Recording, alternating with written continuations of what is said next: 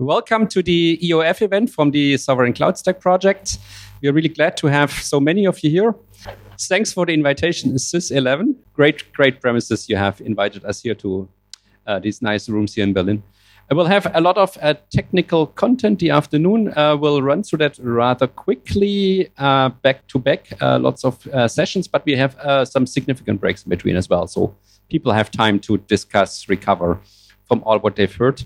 So we are really proud to host this meeting or this summit, EOF. Just some words to our company, to us, to me. My name is Plogstieß. I'm the CTO of SysEleven. And we are here in this office since 2018. And what I mentioned before, we are really happy to host this meeting. And there's one thing which combines us. We all want to deliver and operate a sovereign cloud stack. So we are doing this since 2017. We have an OpenStack environment now in 5 regions of Germany. And so since Tuesday, we opened 2 additional regions in Düsseldorf and Hamburg. And we are almost compliant to the sovereign cloud stack standard, and that 2 regions. We are really proud of them. And I wish you a very, very nice conference here, a very nice summit. And I will sneak around a little bit here to different sessions, and we will find a way to talk to each other. Thank you, and have fun today.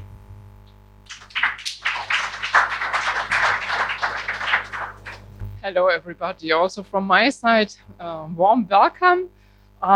It's my pleasure to welcome you here. It's my pleasure, a special welcome to Marco Schult from the Federal Ministry of Economic Affairs and Climate Action. Great you made it here. Great you made it all here from nearby and far, although it's very hot, at least in Berlin. This is a very special kind of event.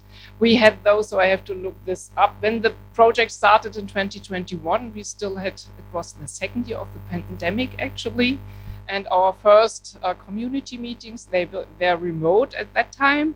And then the first on-site meeting we had in November 22 at Plus Server. So this was our first SCS hackathon, followed by in March 23, the hackathon in Nuremberg, at Noris WaveCon, and still another hackathon with Alaska, Cloud and Heat, in Dresden, and then finally we had our first SCS summit in spring 23 here in Berlin, followed by several other hackathons, and a very big and great event for us, I think, was the summit we had in May this year. So today we have something special, something different, EOF workshop.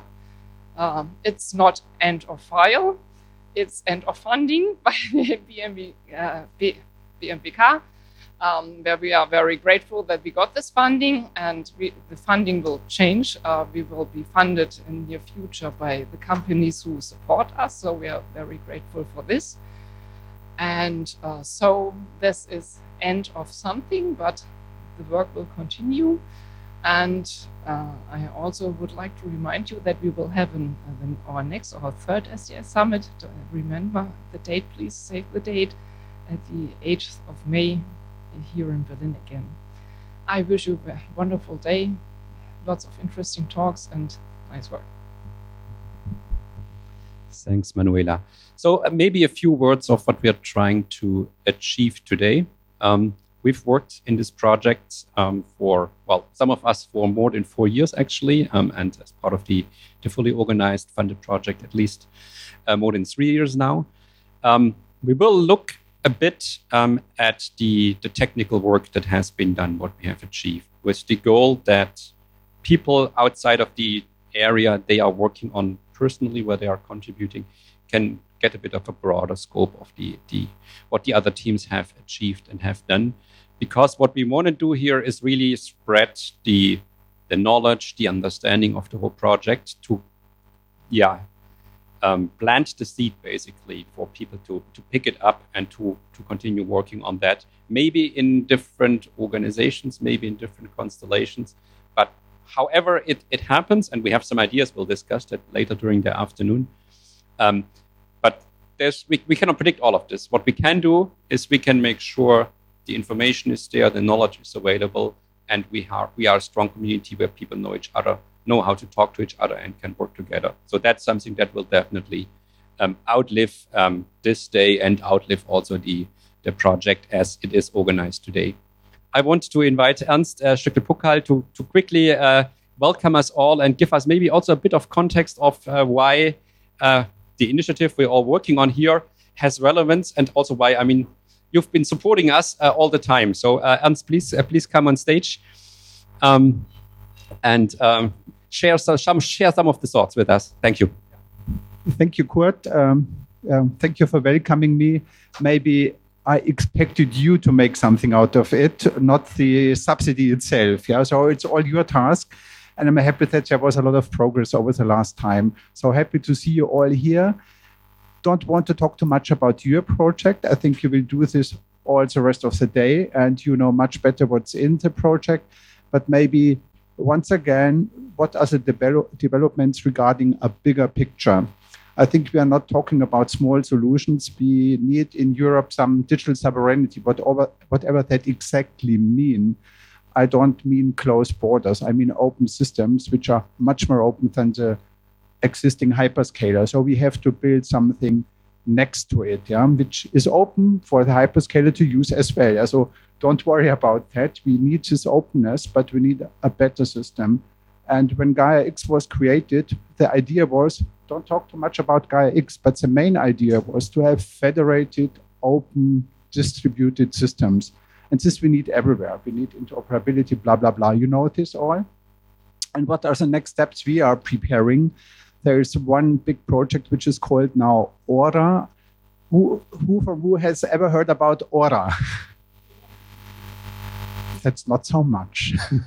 So you see there's something we have to do, and there's a job we all have to do together, not only you, but many others. And this means we need a different spirit in Europe and in Germany. And by the way, I guess we in Germany can bring together some strength to go into the lead to have really an infrastructure of the future, a digital infrastructure. I don't talk about fiber to the ground, by the way. Yeah? It's well understood here. So what is Aura is a word which is bigger than the IPCI Cloud Edge Continuum. So we need with the IPCI Cloud Edge Continuum, how many of you are aware of this? Should be a few more hands. Okay. So I didn't expect that I have to start from scratches. So what I would say, it's a big European project. It was triggered by us. My colleague, Markus Schult, played a crucial role. He organized the coordination process, which was really cumbersome for all and for many companies as well. But in the end, we have a project, I would say, with R&D support across Europe, almost reaching 2 billion euros. With investment of the companies, it's much more. And what we do want to trigger that is to have a cloud edge continuum, this interoperability, which is somehow the idea of the sovereign cloud stack as well, yeah. But we want to have it to a much bigger extent. We have, just to give you two further figures, we have the key project in the IPCI or Aura. Aura, by the way, stands for Edge Continuum. It's Latin and, okay, you see it maybe later, not important right now. But the idea is that in the middle of the project, SAP creates an architecture for this open reference architecture for this interoperable future cloud edge continuum, and also to have open source operating software. So there's something new which will come up. It's 350 million euros, this project, so it's not something small where just try what might be possible. This IPCI and Aura is meant to come really on the road to change the whole total system. What is our biggest task? You could see it. Not many of you are aware of that. So we have to create awareness that there is a possibility to create something bigger. Sovereign Cloud Stack is part of that. by sure, and how can we go ahead? And the next thing, and we have now somehow we are commissioned by the Zukunftsrat, by how do you call it, Future Council, by the German Bundeskanzler, Chancellor, and we are about to create now a visible platform, like Platform Industry 4.0. Not many of you know as well, I don't ask you now, but that we have a bigger network where we can join forces in Germany, in Europe, to create something bigger. And that's what we really want. It's a long way to go. Mr. Kagemann, I just had him on the phone. Some of you might know him. You are much younger than he is. He's really a person of high reputation, I would say. He was former CEO from SAP in the 90s or beginning of 2000, I don't know, and so on and so on. And he is president from Akatech, and he is driving many activities, joint activities. And he said, we all know that chip production and the chip industry altogether is very important.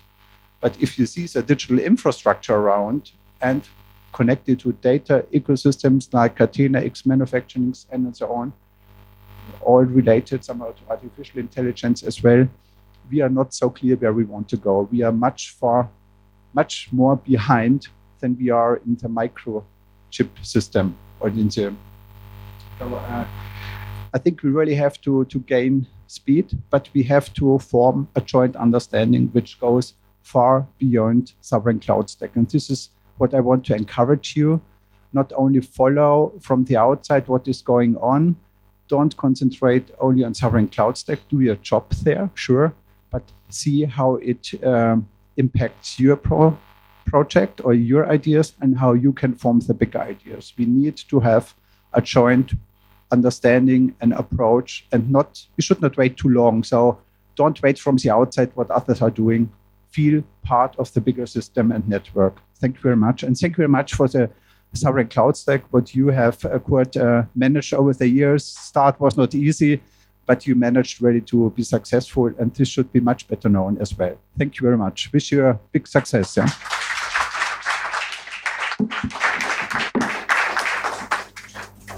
Thank you, Ernst. Very inspiring, and also to know that what we're doing somehow contributes to a larger project, and also some of our ideas already are in there, and some more hopefully will get in there over time. Thank you.